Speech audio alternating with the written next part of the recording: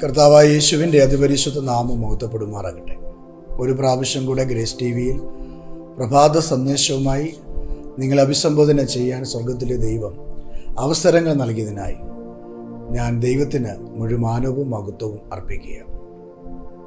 നമ്മെ ഓരോ ദിവസവും കണ്ണിൻ്റെ കൃഷ്ണമണി പോലെ പരിപാലിക്കുന്ന ദൈവത്തിൻ്റെ സ്നേഹം നാം ക്ഷീണിച്ചു പോകാൻ അനുവദിക്കാതെ, തകർന്നു പോകാൻ അനുവദിക്കാതെ, യേശുവിൻ്റെ നാമത്തിൽ അനുഗ്രഹങ്ങളും അത്ഭുതങ്ങളും നടക്കുവാൻ പ്രാർത്ഥന നമ്മുടെ ജീവിതത്തിൽ ഒരാധാരമാകട്ടെ എന്ന് ഇന്ന് രാവിലെ ആശംസിക്കുകയാണ്. പുതിയൊരു പ്രഭാതം ദൈവം നമുക്ക് നൽകി. ഈ പുതിയ ദിവസത്തിൽ പുതിയ ചില അനുഗ്രഹങ്ങൾ നിങ്ങളുടെ ജീവിതത്തിൽ ഉണ്ടാകാൻ, ഇന്നുവരെ കണ്ടിട്ടില്ലാത്ത പുത്തൻ ചില ഉറവകൾ, പുതിയ വഴികൾ ദൈവം നിങ്ങൾക്ക് വെട്ടിത്തുറന്നു തരാൻ എൻ്റെ കർത്താവ് ഇന്നു പകലും ജീവിക്കുന്നു എന്നുള്ളതാണ് വാസ്തവമായ കാര്യം. പ്രിയരെ, ഒരിക്കലും നമ്മുടെ കർത്താവ് കൈവിടത്തില്ല കേട്ടോ. നിങ്ങളുടെ ഏതൊരു ആവശ്യങ്ങളും നടത്തിത്തരുവാൻ കഴിവുള്ള, കരുത്തുള്ള, വിലയേറിയ ദൈവത്തിൻ്റെ വാദപീഠത്തിലാണ് നിങ്ങളായിരിക്കുന്നത്. കർത്താവിൻ്റെ കൃപ നിങ്ങൾക്കൊരാശ്വാസം ആകട്ടെ എന്ന ക്രിസ്തുവിൽ ഞാൻ നിങ്ങൾക്ക് വേണ്ടി പ്രാർത്ഥിക്കുന്നു.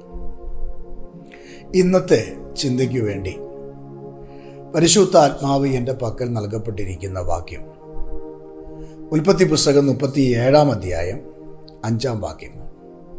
വാക്യം ഇങ്ങനെയാണ്: ജോസഫ് ഒരു സ്വപ്നം കണ്ടു, അത് തൻ്റെ സഹോദരന്മാരോട് അറിയിച്ചതുകൊണ്ട് അവർ അവനെ പിന്നെയും അധികം പകച്ചു.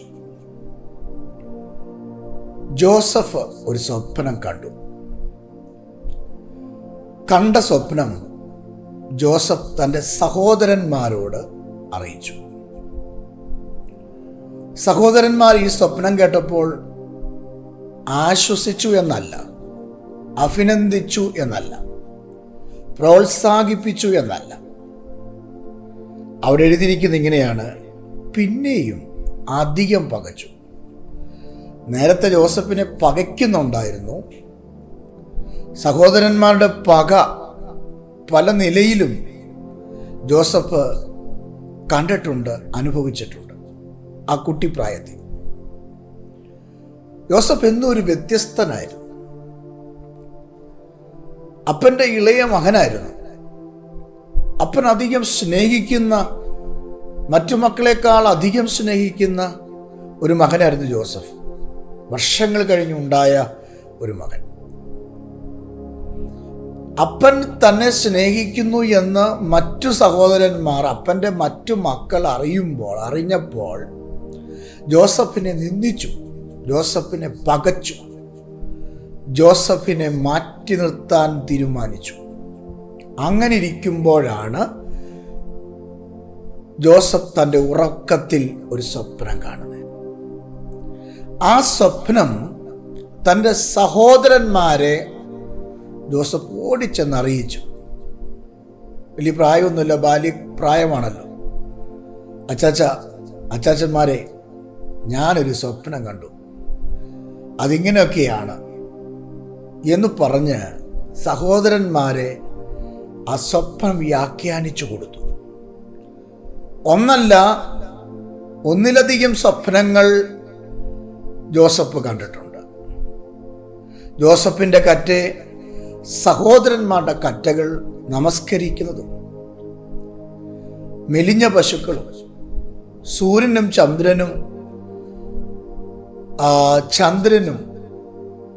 നക്ഷത്രങ്ങളും ഒക്കെ അനവധി സ്വപ്നങ്ങൾ. ഇതെല്ലാം കൂട്ടി വായിക്കുമ്പോൾ ജോസഫിനെ തൻ്റെ കുടുംബം അംഗീകരിക്കുന്നതും ബഹുമാനിക്കുന്നതും ആദരിക്കുന്നതുമായ സ്വപ്നമാണ്. ഇത് സഹോദരന്മാർക്ക് പിടിച്ചില്ല. അവിടെ സഹോദരന്മാർ പ്രതികരിച്ചതാണ് ആ വാക്യത്തിൽ കാണുന്നത്. അവർ അവനെ പിന്നെയും അധികം എന്ത് ചെയ്തു? പകച്ചു.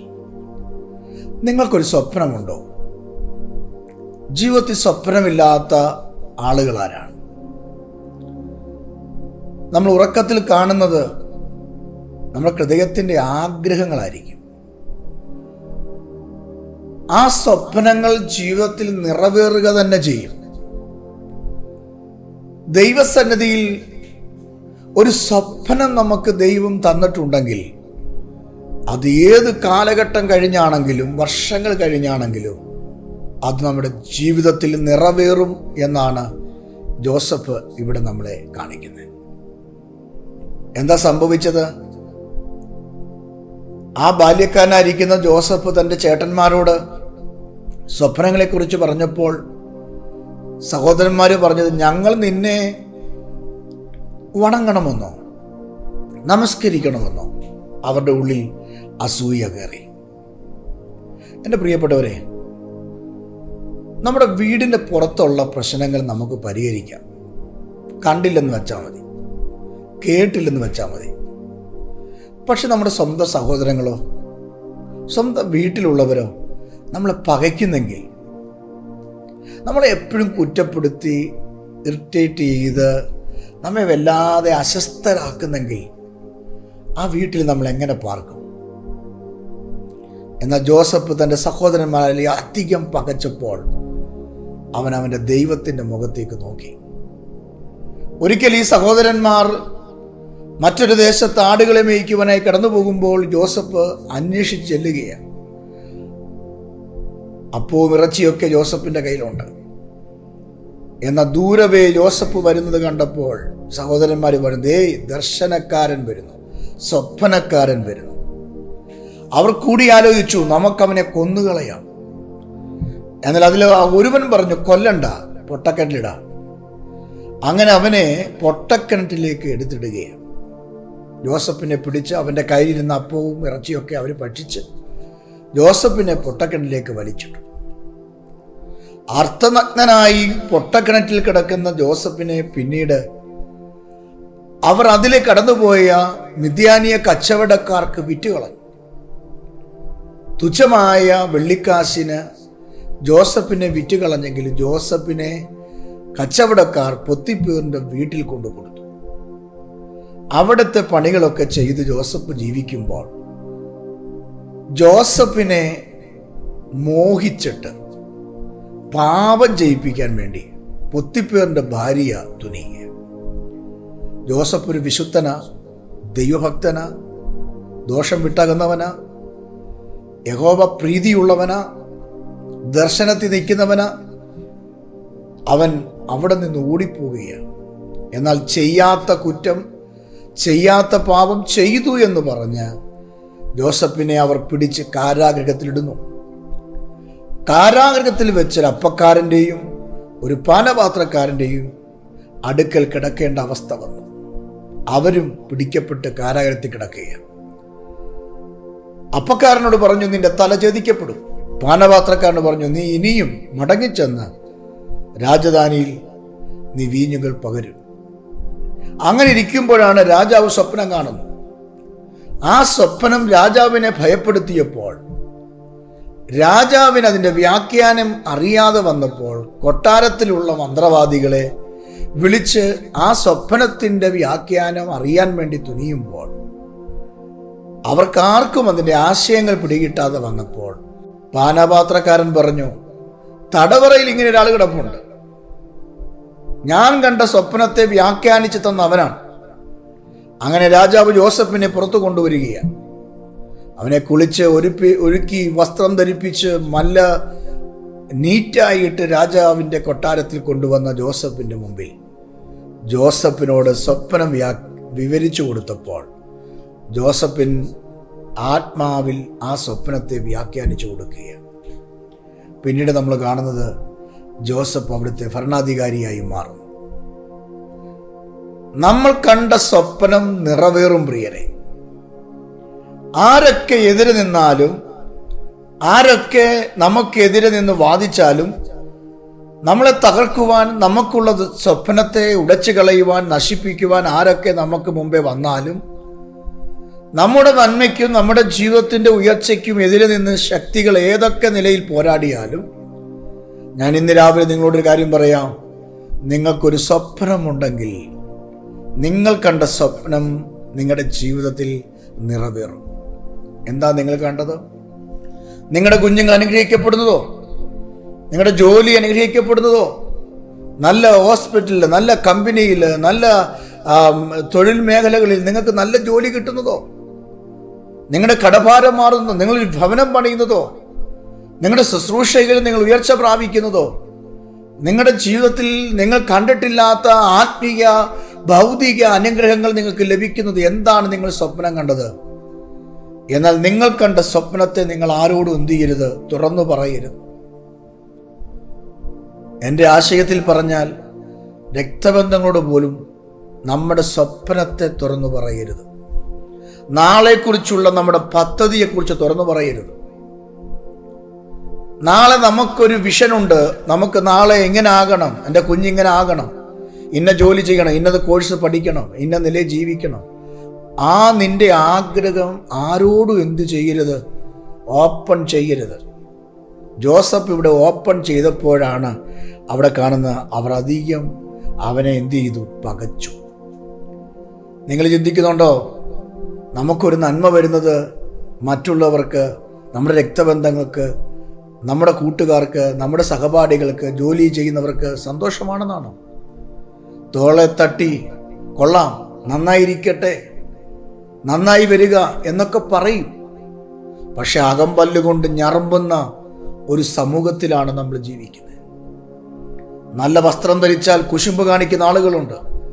നല്ല വാഹനത്തിൽ യാത്ര ചെയ്താൽ കുശുമ്പ് പറയുന്ന ആളുകളുണ്ട്. ഒരു ഭവനം ചമച്ചാൽ കുശുമ്പ് പറയുന്ന ആളുകളുണ്ട്. എന്നാൽ ദൈവമക്കളോട് ഞാൻ ആത്മാവി പറയാം, നിങ്ങളുടെ ജീവിതത്തിൽ ഒരു വഴി ദൈവം തുറക്കുന്നു എങ്കിൽ അത് നിങ്ങൾ ദൈവവും മാത്രമേ അറിയാവൂ. ആ കാര്യം നിങ്ങളുടെ ജീവിതത്തിൽ നിറവേറിയതിന് മാത്രമേ, ആ നിറവേറൽ സംഭവിച്ചതിന് മാത്രമേ നിങ്ങൾ മറ്റുള്ളവരോട് നിങ്ങളുടെ കാര്യങ്ങൾ തുറന്നു പറയാവൂ. നിങ്ങളുടെ സ്വപ്നം നടക്കും, വിശ്വസിച്ചാൽ മാത്രം മതി. ഇവിടെ ജോസഫ് കണ്ട സ്വപ്നം നടന്നു. പക്ഷെ അതിൻ്റെ ഇടയിൽ ഒത്തിരി പ്രശ്നങ്ങളുണ്ടായിരുന്നു. എന്താണ് പ്രശ്നം? പൊട്ടക്കിണറ്റിൽ കിടക്കേണ്ട അവസ്ഥ വന്നു. കച്ചവടക്കാർക്ക് ഒരു അടിമയെ പോലെ വിൽക്കേണ്ട അവസ്ഥ വന്നു. പൊത്തിപ്പേറിന്റെ വീട്ടിൽ അവനെ ആവശ്യമില്ലാത്ത നിലയിൽ വേദനിപ്പിച്ച് കുറ്റക്കാരനാക്കേണ്ട അവസ്ഥ കടന്നു വന്നു. കാരാഗ്രഹത്തിൽ കിടക്കേണ്ട അവസ്ഥ വന്നു. ഇതിനെല്ലാം കാരണം ആരാണ്? സ്വന്തം സഹോദരന്മാരാണ്. എന്താ കാര്യം? അവൻ കണ്ട ഒരു സ്വപ്നം, അവനെ കണ്ട ഒരു അനുഗ്രഹം ഈ സഹോദരന്മാരുടെ ഓപ്പൺ ചെയ്തു എന്ന് മാത്രം ഒരു കാര്യം. ഇന്ന് രാവിലെ ഞാൻ ഈ സന്ദേശം ഇങ്ങനെ പറഞ്ഞ് നിങ്ങൾക്ക് വേണ്ടി പ്രാർത്ഥിക്കാം. 2025 നിങ്ങൾക്കൊരു വഴി ദൈവം തുറക്കും കേട്ടോ. നിങ്ങളുടെ കുഞ്ഞുങ്ങളെ ദൈവം ഈ വർഷം പ്രത്യേക തലങ്ങളിലേക്ക് പഠിക്കുവാനായി അയക്കും. നിങ്ങൾ പ്രതീക്ഷിക്കാത്ത രാജ്യങ്ങളുടെ വാതിലുകൾ, അഡ്മിഷന്റെ വാതിലുകൾ ദൈവം തുറക്കും കേട്ടോ. നിങ്ങൾ ഇന്ന് കടന്നു പോകുന്ന ഞെരുക്കങ്ങളും കഷ്ടതകളും കണ്ണുനീരും പ്രയാസവും കടവും ഒക്കെ നിങ്ങളെ വിട്ട് മാറിപ്പോകും. ഭാരപ്പെടേണ്ട. പക്ഷെ നിങ്ങൾ ദൈവത്തിൽ നിന്ന് പ്രാപിച്ച, അല്ലെങ്കിൽ നിങ്ങളുടെ ആഗ്രഹങ്ങൾ നിങ്ങൾ മറ്റുള്ളവരോട് ഷെയർ ചെയ്യാതെ നിങ്ങൾ ദൈവസന്നിധിയിൽ വെച്ച് നിങ്ങൾ പ്രാർത്ഥിക്കണം. കാരണം പകയ്ക്കുന്നവർ നമുക്ക് ചുറ്റുമുണ്ട്.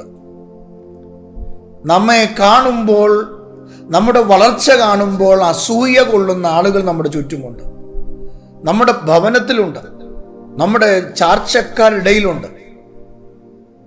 ഞാൻ മാത്രമേ ഞങ്ങളുടെ കുടുംബങ്ങളിൽ ഉയരാവൂ, എൻ്റെ കുഞ്ഞുങ്ങൾ മാത്രമേ നന്നായി ജീവിക്കാവൂ എന്ന് പ്രതീക്ഷിക്കുന്ന ആളുകളുണ്ട്. അവരുടെ മുമ്പിൽ നീ ഒരു അനുഗ്രഹം പറഞ്ഞാൽ അതിനെ വാക്കുകൊണ്ട് വെട്ടിക്കളയും, അതിനെ ശപിച്ചു കളയും. അതിൻ്റെ ജീവിതത്തിൽ ഒരു നന്മയ്ക്ക് തടസ്സമായി മാറും. അതുകൊണ്ട് നിന്റെ സ്വപ്നം, നിന്റെ ആഗ്രഹം, നീ കണ്ട വിഷൻ, നിന്റെ ആ അത്യാവശ്യം ദൈവത്തിൽ നിന്ന് കിട്ടേണ്ട കാര്യങ്ങൾ ഒന്നും നിങ്ങൾ ആരോടും ഷെയർ ചെയ്യാതെ നിങ്ങൾ ദൈവസന്നിധിയിൽ വെച്ച് എന്ത് ചെയ്യണം? പ്രാർത്ഥിക്കണം. എനിക്കറിയാം, ഒരു അച്ചായനെ എനിക്കറിയാം. അദ്ദേഹത്തിൻ്റെ ആഗ്രഹം അദ്ദേഹത്തിൻ്റെ കുഞ്ഞുങ്ങൾ മാത്രം വളരണം, അദ്ദേഹത്തിൻ്റെ കുഞ്ഞുങ്ങൾ നല്ല ജോലി വാങ്ങണം, വിദേശത്ത് പോകണം, അദ്ദേഹത്തിന് നല്ല വാഹനം ഉണ്ടാകണം, നല്ല വീടുണ്ടാകണം, വലിയ ആഗ്രഹം. എന്നാൽ കൂടപ്പിറപ്പായ സഹോദരങ്ങൾ, അവരുടെ കുഞ്ഞുങ്ങൾ എന്തെങ്കിലും ഒന്ന് പഠിക്കുകയോ അല്ലെങ്കിൽ എന്തെങ്കിലും ഒന്ന് വാങ്ങിക്കുകയോ നല്ല നിലയിൽ നിന്ന് ജീവിക്കുകയോ ചെയ്യുമ്പോൾ അസൂയ കൊണ്ടിട്ട് ഈ മനുഷ്യൻ പലതും പറയും. ഞാൻ കേട്ടിട്ടുണ്ട്. അങ്ങനെയുള്ള ഒരു ഗോളത്തിലാണ്, പ്രത്യേകിച്ച് ആത്മീയ ഗോളത്തിലാണ് നമ്മൾ ജീവിക്കുന്നത്. കയ്യടി കാണും, പാട്ട് കാണും, പ്രസംഗം കാണും, ഉപദേശം കാണും, വെള്ള ഷർട്ട് കാണും, ക്ലീഷേവ് കാണും, കാര്യമൊക്കെ ശരിയാണ്.